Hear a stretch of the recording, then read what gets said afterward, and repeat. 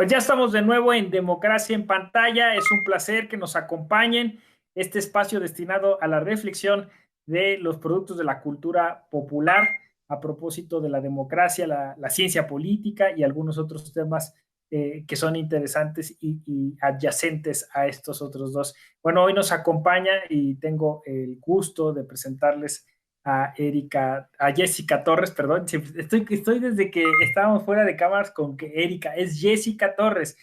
Y Jessica, bueno, pues ella es egresada de la UNAM y tiene estudios de posgrados en la máxima casa de estudios y también es colaboradora en el Instituto Nacional Electoral, así que como anillo al dedo que nos acompañes, Jessica, bienvenida. Muchas gracias, José Ramón, por la invitación. La verdad me siento muy contenta de estar en este espacio y como bien contextualizas este tema de, pues sí, de las elecciones, del poder y justamente vamos a hablar sobre una película que es documental que la verdad me pareció no solamente interesante por los temas que aborda, sino también porque lo podríamos contextualizar a situaciones y crisis políticas, económicas que han sucedido en México, en América Latina y que, bueno, no van a ser ajenos los temas que ocurren en el mundo en comparación a lo que pasa aquí en América Latina.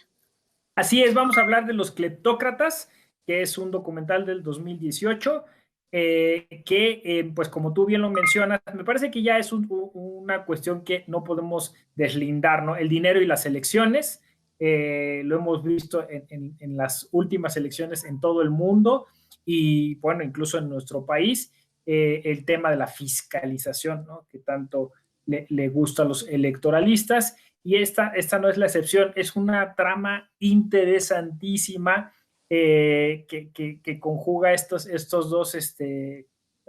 dos mundos, ¿no? El mundo financiero y el mundo de las elecciones. Así es, como lo comentas, bueno, cleptócratas, para empezar, el nombre lo dice todo, ¿no? Cómo es que se vincula el poder, la corrupción, el lavado de dinero y cómo todo eso puede hacer mal uso de fuentes o de acceso de información o de poder y básicamente para seguir conservando el poder, ¿no? Y que también hay personalidades del mundo del espectáculo, de la farándula, del entretenimiento propiamente, que pueden estar involucrados sin saber que están participando en actos de corrupción a gran escala. Así es porque, bueno, pues para quien no ha visto el documental o quien ya lo vio, pues se acordarán que esto tiene que ver con Malasia, un país que, bueno, pues poco conocido, la verdad es que no está siempre en las grandes noticias y que es un partido en el poder, un partido único, se encuentran en elecciones pero justo en ese momento se destapa pues una tremenda conspiración que involucra al primer ministro, a su hijo, a otras personalidades, y no solo eso, sino que involucra a estrellas de Hollywood, ¿no? Ese es el plot. Así es, porque justamente como lo comentas, bueno, la gente en Malasia pagaba sus contribuciones, pagaba sus impuestos, e incluso había un fondo destinado para como el ahorro y la seguridad de la población de Malasia.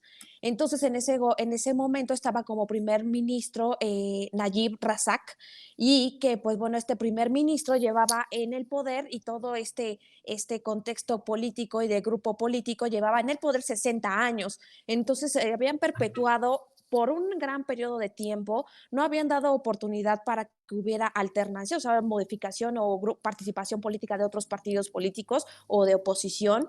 Y pues bueno, llamó la atención que este país que realmente está en vías de desarrollo y que realmente tiene muchas carencias de muchos tipos, no solamente de derechos, también económicos también, eh, es que sus recursos fueron utilizados para una inversión de una empresa petrolera en Arabia Saudita que se llama 1MB, 1DB, 1DB. MDB. 1MDB, exactamente. Entonces, esta empresa petrolera, bueno, básicamente utilizaron estos recursos, ¿para qué? Para hacer lavado de dinero.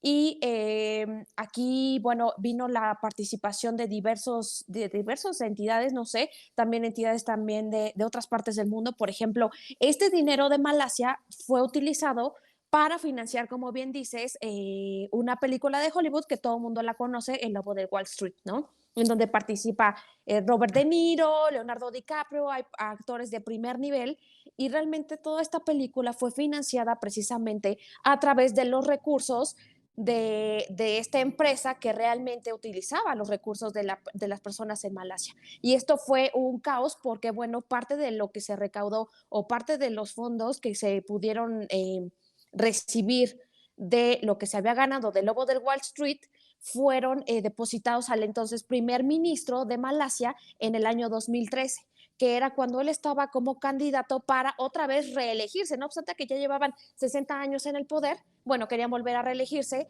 y que ese dinero que había sido utilizado para este fondo, que en teoría era para la gente de Malasia, bueno, en realidad fue destinado y utilizado para lavado de dinero a través de la empresa petrolera, que esta a su vez financió el Lobo del Wall Street, y esto a su vez regresó, pero para las manos y los bolsillos del primer ministro de Malasia para financiar su campaña electoral como primer ministro en el 2013.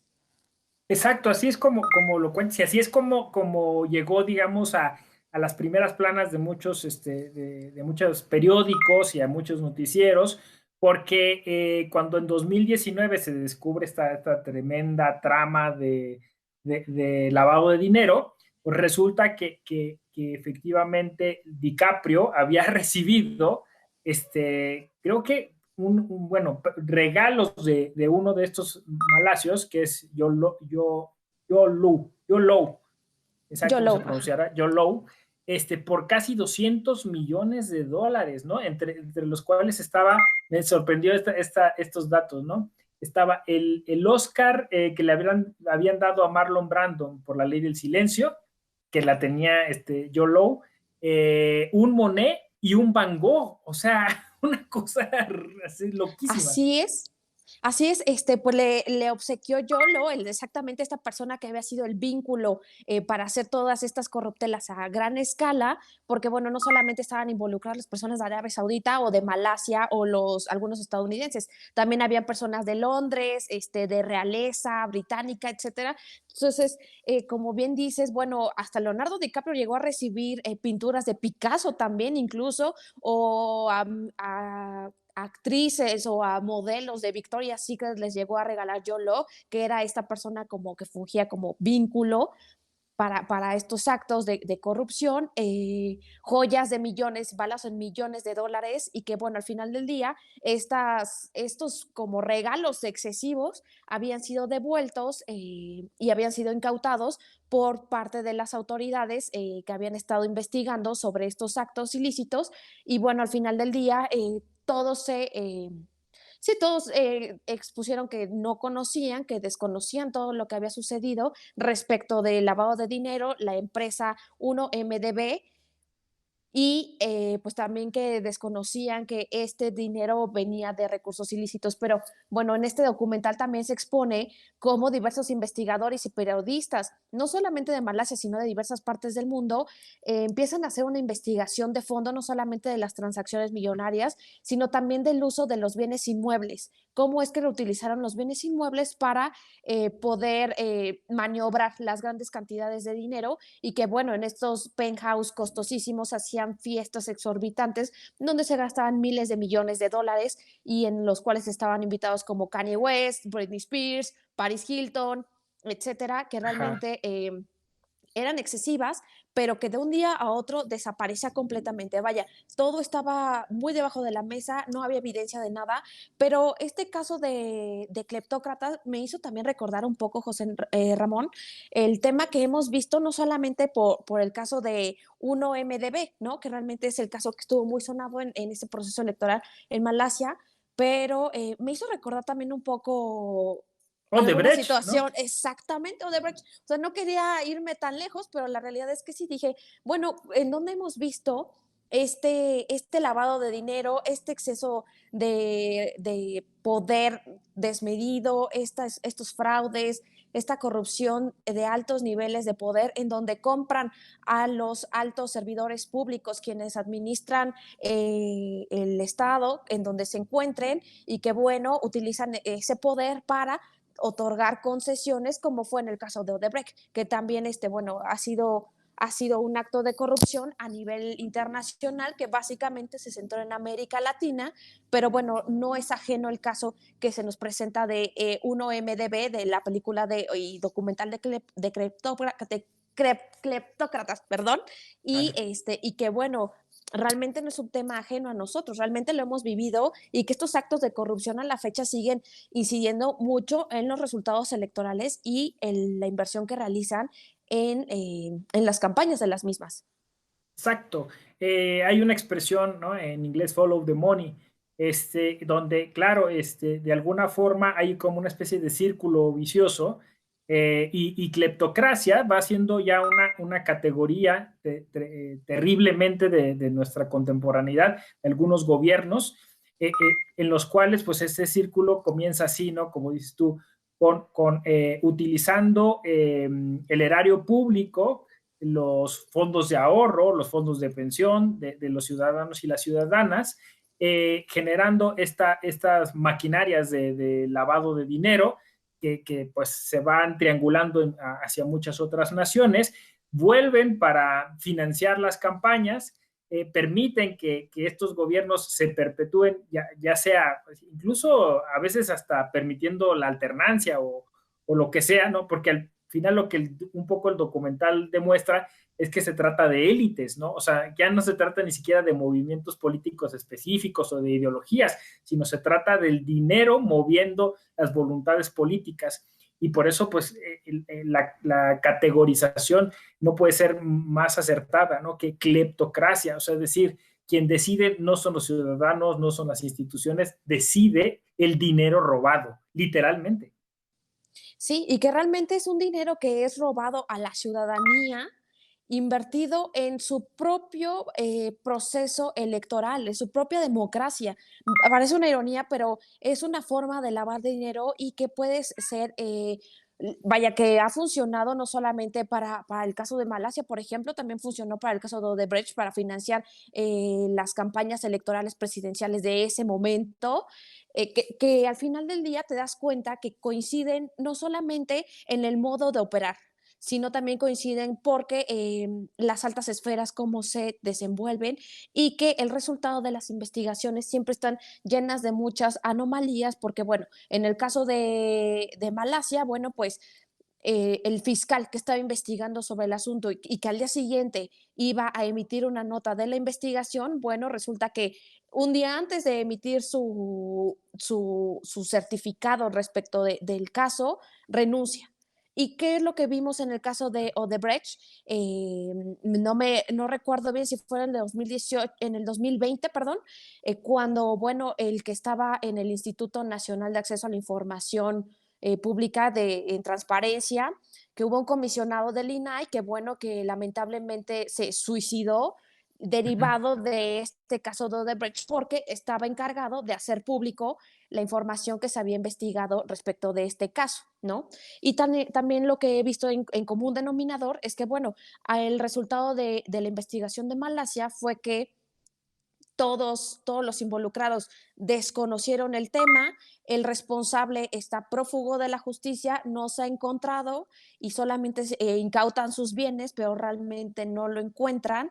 Y de ahí en fuera los demás se deslindan, ¿no? Como estos actores de Hollywood o estas grandes estrellas que realmente tenían conocimiento o que vaya, hay cosas que no se pueden evitar y cuando son realmente evidentes los excesos millonarios, ¿no?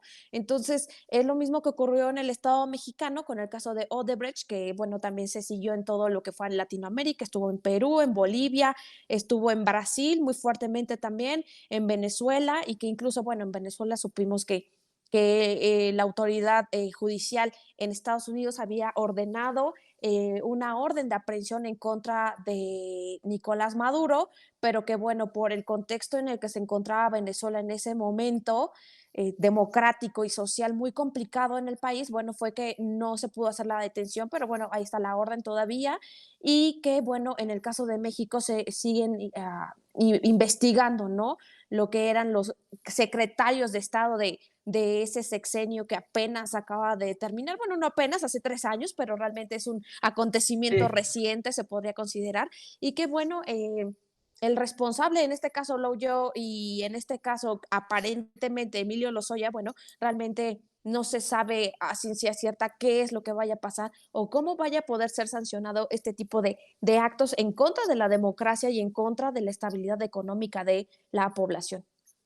Claro, es que fíjate que ahora que lo estabas diciendo, estaba yo tratando de conectar tantas cosas, porque efectivamente la cleptocracia es como una especie de camaleón, ¿no? O sea, se adapta, se modifica, se mejora incluso, ¿no? Y pensaba yo en, bueno, en viejos términos como oclocracia o mediocracia, ¿no? Pero al final se trata de eso, o sea, de una manipulación. Yo creo que en alguna manera, de alguna forma, de alguna manera, por ejemplo, la elección trompiana a través de Cambridge Analytica también tiene algo de cleptocracia. De hecho, por ahí vi una entrevista donde justo se hace esa reflexión, si podría denominarse al gobierno de a Trump como una cleptocracia.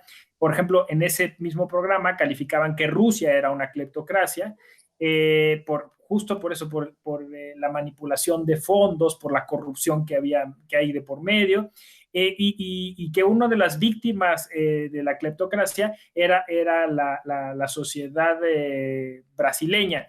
Y en nuestro caso, como bien lo mencionas, la estafa maestra, ¿no? Que todavía genera estos problemas, porque, pues, claro, aquí el tema es que los estados se quedan rebasados, o sea, es decir, estas empresas financieras logran hacer, pues, estas conexiones que impiden rastrear perfectamente el dinero y tener las pruebas contundentes para poder acusar a alguien y sobre todo estas evasiones de estos grandes personajes que teniendo esos recursos económicos pues, pueden hacer casi lo que se les dé la gana. Entonces eso termina siendo muy complicado. Yo he escuchado por ahí pues que se trata de hacer como alguna especie como de acuerdos internacionales para poder evitar estas fugas, pero bueno, sigue siendo un tema de nuestros días y qué curioso y qué paradójico que sea Martin Scorsese quien todo su cine ha hablado sobre mafia,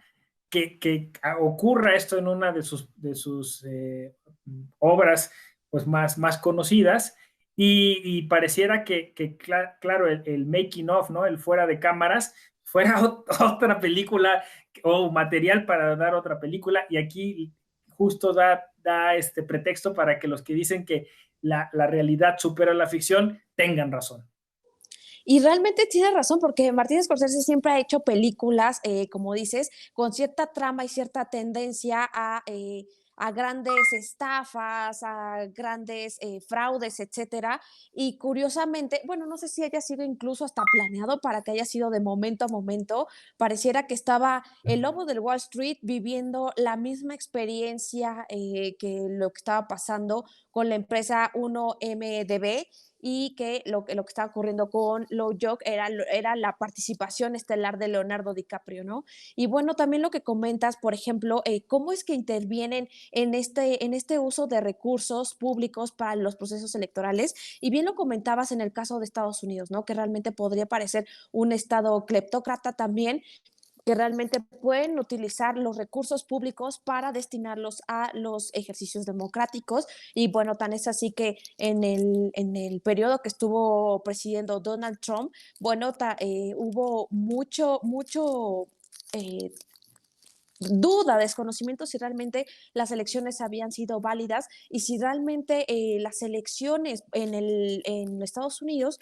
eran confiables o si también eran corruptibles, ¿no? Porque muchos de los estadounidenses que se encargan de llevar los procesos electorales, que realmente es un sistema democrático completamente distinto al que conocemos aquí en México, porque bueno, en el Estado mexicano se podría pensar que tenemos un órgano como autoridad, como órgano constitucional autónomo que se encarga de administrar y organizar las elecciones. Bueno, en Estados Unidos cada condado, cada estado, por así decirlo, se encarga de organizar sus propias elecciones. Entonces vemos de pronto en un estado que hacen elecciones vía urna electrónica y en otros lados la hacen vía boleta. Papeleta, ajá. Exactamente, entonces cada uno maneja su democracia de manera distinta y se preguntan, ¿realmente se puede alterar el proceso democrático en Estados Unidos? Muchos decían que no, pero vi en algunos otros documentales un experto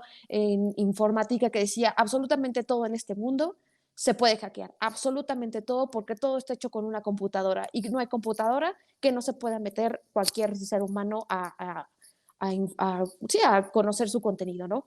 Entonces, me parece que realmente, como contextualizabas previamente, cómo es que estas redes de poder, estas redes de contactos, incluso de perfiles artísticos o perfiles en redes sociales, que ahorita también está muy en tendencia, eh, pueden influir en el resultado de las votaciones, en quién accede al poder y por lo tanto quién va a ser beneficiado de manera directa o indirecta o quién va a conceder estas concesiones o estos favoritismos o esta corrupción a gran escala que beneficia al final del día a la ciudadanía.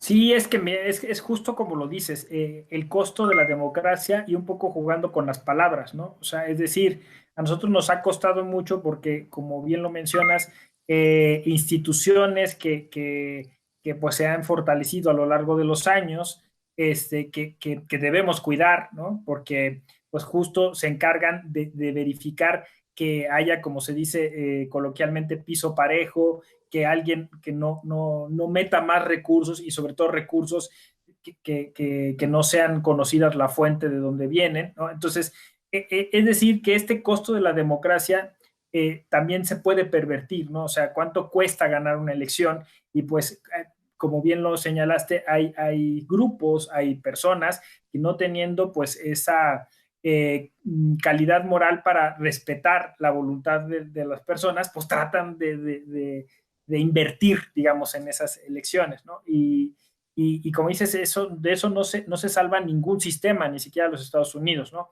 Y puede ser tan sutil como bien lo mencionas, como aceptar dinero para hacer pasar una disque opinión personal realmente como una opinión dentro de una veda electoral, ¿no? Y eso es, o sea, esos pequeños actos, digamos, de corrupción, bueno, pues son igual a la larga, sumados, son igual de graves como el que mete dinero sucio a una campaña electoral, porque sabemos que al final, pues todo eso se va a cobrar, ¿no? O sea, como si se va a después a exigírsele al que gane que regrese el favor, ¿no? Entonces, no es algo, digamos, nimio ni algo que tengamos que soslayar. Es tremendo, ¿no? Porque entonces este nivel cleptocrático en el que, o sea, es decir, no es que todo el sistema es cleptócrata, sino que puede haber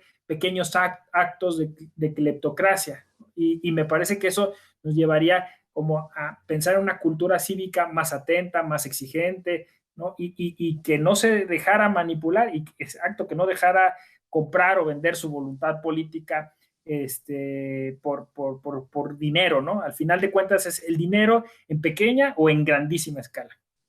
Así es, y yo también considero que se debe de seguir apostando por las instituciones que son neutras, que se encargan de administrar, organizar e incluso fiscalizar a los partidos políticos, a los candidatos, a las candidatas, a candidatos independientes incluso que van para un cargo de elección popular. ¿Por qué? Porque ellos se van a encargar de garantizar que los recursos no vengan de procedencia ilícita. Se encargan de revisar que el dinero que destinan a su campaña, a su propaganda y a todo su ejercicio dentro de este acceso a sus derechos políticos y electorales para un cargo de elección popular es que sean transparentes, que sean de recursos lícitos, que no vengan, que no sea dinero procedente del extranjero. Bueno, hay diversidad de elementos que la ley contempla en la materia para que las elecciones y la postulación de diversas candidaturas sean ejercicios limpios, transparentes y que también es importante la participación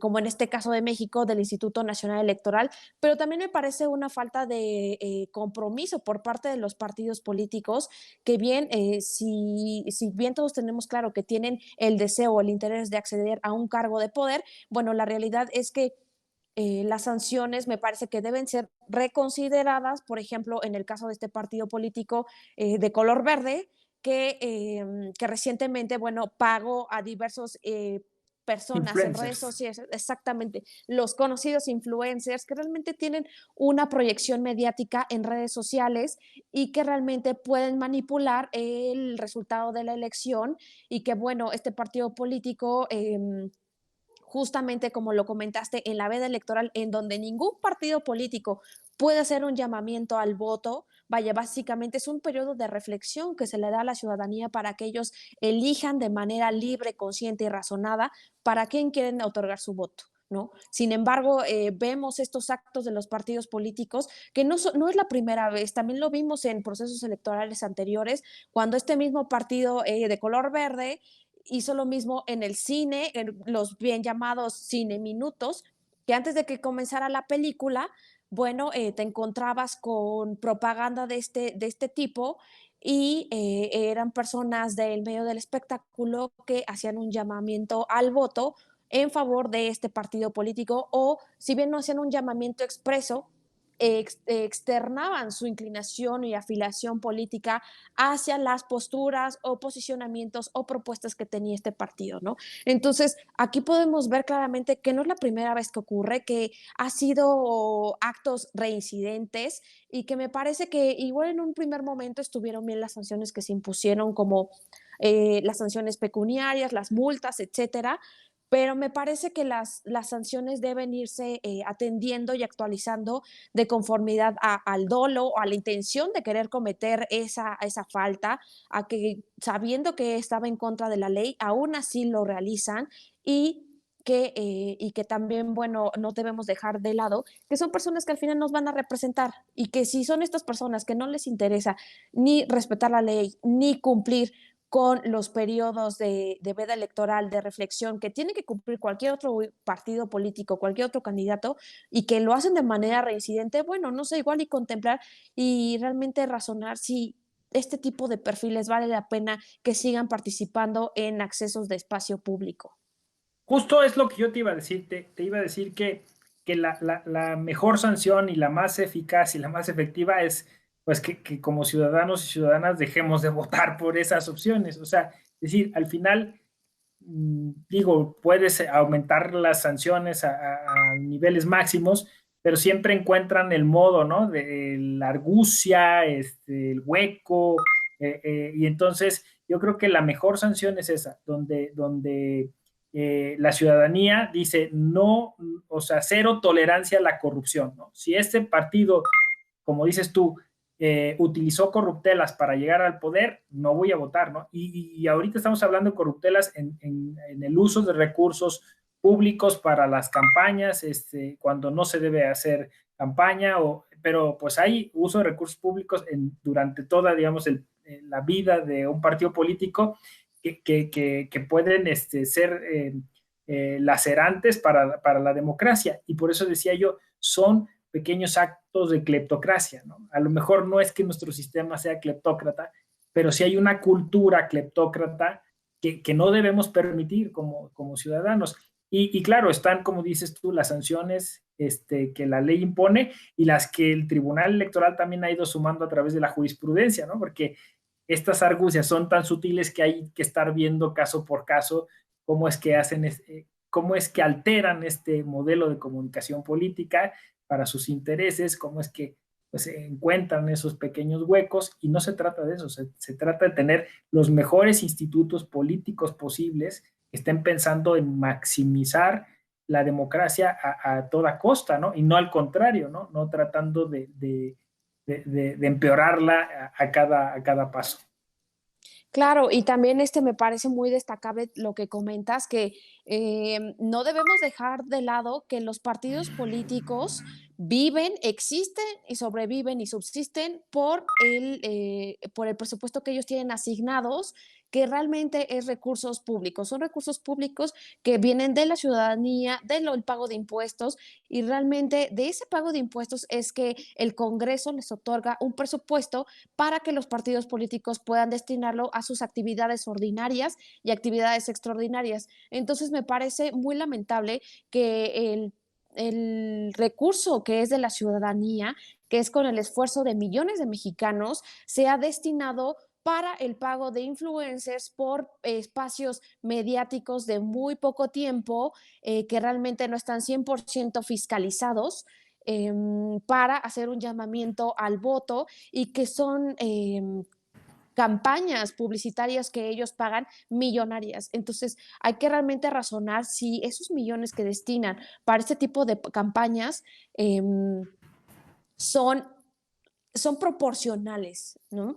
O sea, que realmente considerar también el tema de que los influencers o cualquier persona que tenga acceso a medios de comunicación masivos, como lo son las personas en estas redes sociales, bueno, que realmente contribuyan de manera ciudadana, no solamente a través del pago de sus impuestos, sino también de manera ciudadana y responsable e informada antes de prestarse para este tipo de actos que van en contra de la ley. Así es, querida Jessica. Creo que ese es un poquito la reflexión, o un muchito, la reflexión a la que nos invita Los Cleptócratas, este maravilloso documental que nos muestra las peripecias, como dices tú, de la prensa que pues desempacó, que logró sacar a flote todo este cochinero y que de alguna forma es un tremendo espejo, terrible espejo en el que todos los sistemas democráticos del mundo deben mirarse, ¿no? Porque no hay uno solo que esté exento pues, de estas manipulaciones, porque pues desgraciadamente el dinero en nuestros días es un recurso todavía muy fuerte para poder corromper muchas conciencias y instituciones y sistemas y demás, ¿no? Entonces, fue una gran elección que nos propusieras este documental. Creo que hay bastantes documentales ahora en las plataformas más o menos conocidas sobre elecciones, pero se perfila como uno de los más interesantes justo por estos elementos que tienen que ver con los artistas y con las obras de arte que estuvieron involucradas, con los millones de dólares que se gastaban en las fiestas, ¿no? 100 millones de dólares, creo, en una fiesta en Estados Unidos, en Las Vegas o algo así, estaba leyendo. Tremendo, terrible. Pues muchas gracias, Jessica. No sé, ¿alguna otra cosita que quieras agregar para despedir el programa? Pues muchas gracias por la invitación, gracias a todos por vernos y por escucharnos. La verdad es que el documental es buenísimo, se la van a pasar muy bien, lo van a disfrutar mucho. Ahí van a ver a Leonardo DiCaprio, a Kanye West cantando, a Britney Spears, a Paris Hilton echarse unos tragos. Entonces, mientras se documentan, pueden estarla pasando muy a gusto con este documental. Y pues bueno, nos encuentran en redes sociales también del Instituto de Investigaciones Jurídicas de la UNAM y también en el Instituto Mexicano de la Radio como Jessica Torres. Y pues cualquier duda o sugerencia, pues ahí estamos a un clic en las redes sociales. Y bueno, les recomiendo sinceramente Cleptócratas porque la van a pasar fenomenal. Se van a dar cuenta que lo que pasa en el oriente también pasa en el occidente y a la inversa y en todas partes del mundo. Pues muchas gracias, Jessica. Y claro que te vamos a seguir en tus redes sociales. Vamos a poner aquí en la pleca algunas de ellas para que nuestro auditorio pues se empiece a enterar de todas las actividades tan interesantes en las que participas. Y bueno, esperamos tenerte de nuevo en este programa. Claro que sí, muchas gracias por la invitación y un saludo a todas las personas. Nos dio mucho gusto que nos siguieran. Yo soy José Ramón Narváez Hernández. Democratiza lo que miras, dale inclusión a tu emoción. Nos vemos a la próxima.